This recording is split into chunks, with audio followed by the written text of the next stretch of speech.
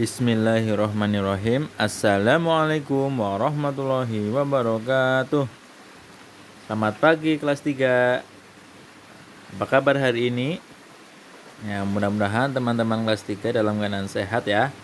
Ya, sekarang berjumpa dengan Ustadz Ridho dalam kegiatan unit activity pramuka. Ya, pada hari ini Ustadz akan memberikan sedikit materi ya tentang kompas.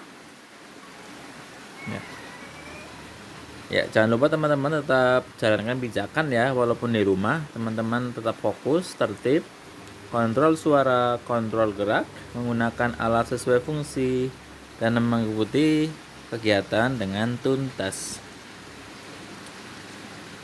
Ya, hari ini insya Allah hari Kamis tanggal 18 Maret 2021, unit activity pramuka kelas 3. Ya, seperti yang tadi Ustadz katakan bahwa kita akan belajar sedikit tentang kompas dan kegunaannya. Ya.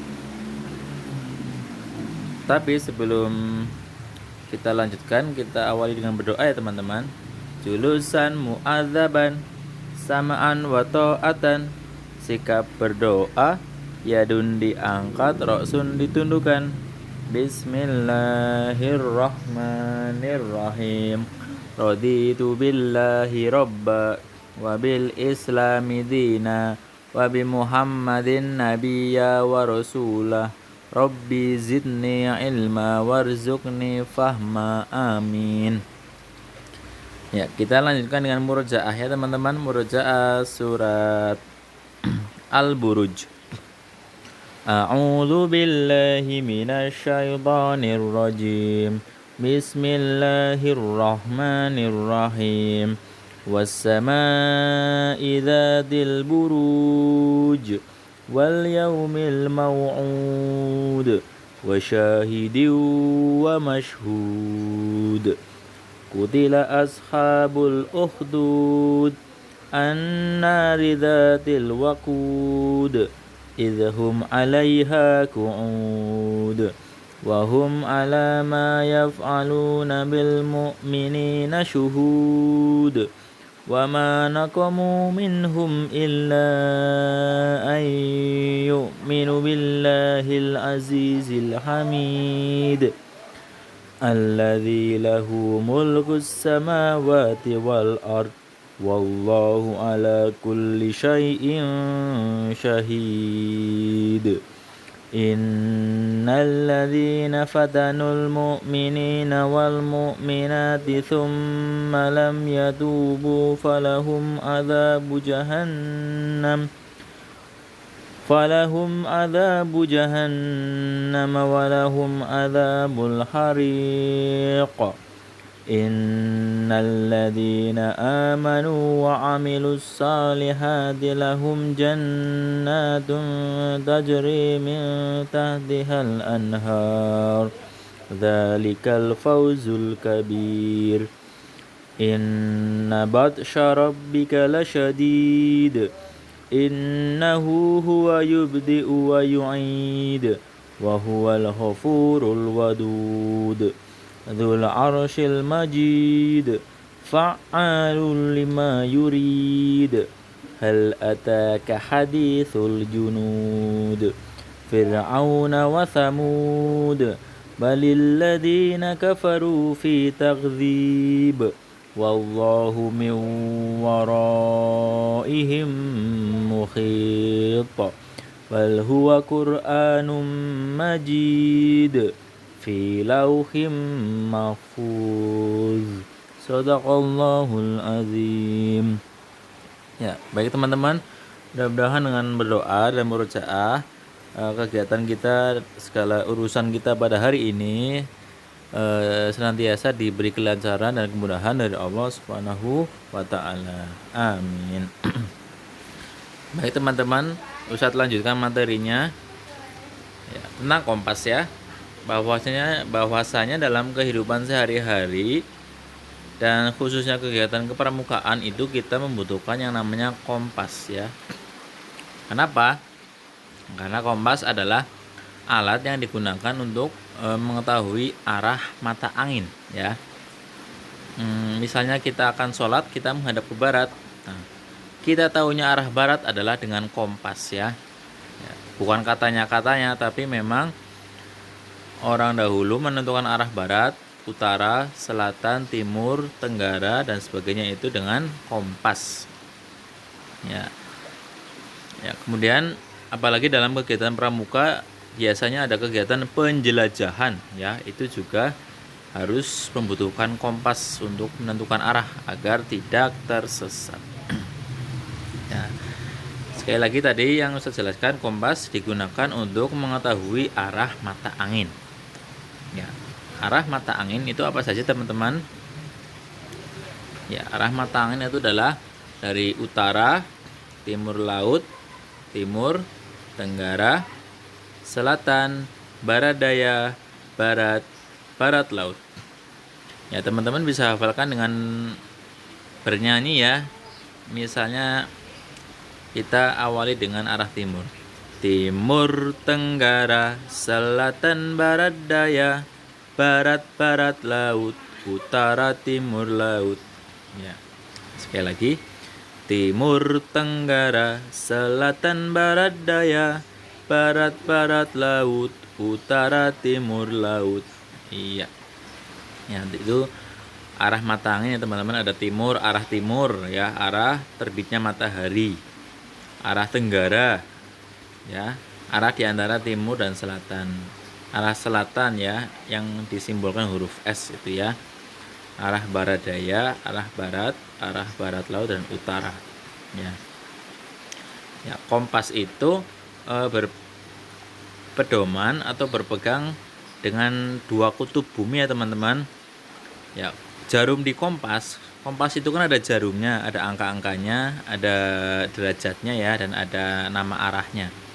Jarum itu selalu akan menunjuk ke arah utara ya. Karena di jarum itu ada magnet, yang magnet itu akan bergerak ke arah kutub utara bumi. Karena di kutub utara bumi juga ada magnetnya yang besar ya, sehingga jarum di dalam kompas itu akan menunjuk selalu ke arah utara. Nah, kita tidak bingung ya, kita ikuti aja arahnya, arah jarumnya ya. Kalau jarumnya ke arah utara berarti sebelah kanan kita adalah arah timur ya, itu simbolnya huruf T. Sebelah kiri kita arah barat, dan sebelah belakang kita arah selatan. Ya, jadi pedomannya adalah arah utara. Kemudian pengertian kompas adalah alat navigasi untuk menentukan arah berupa panah penunjuk magnetis yang bebas menyelaraskan dirinya dengan medan magnet bumi secara akurat ya. Ini pasti akurat ya teman-teman, karena kutub utara itu adalah medan magnet yang sangat besar ya. Kesimpulannya bahwa kompas adalah alat untuk menentukan arah mata angin.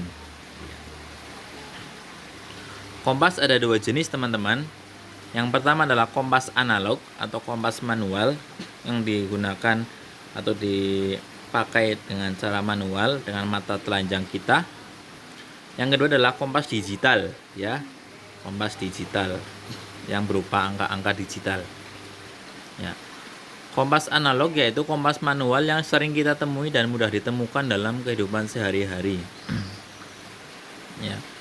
Dalam menentukan kiblat masjid misalnya, arah kiblat misalnya, itu pihak masjid juga menggunakan kompas kiblat ya teman-teman. Ada kompas namanya kompas kiblat.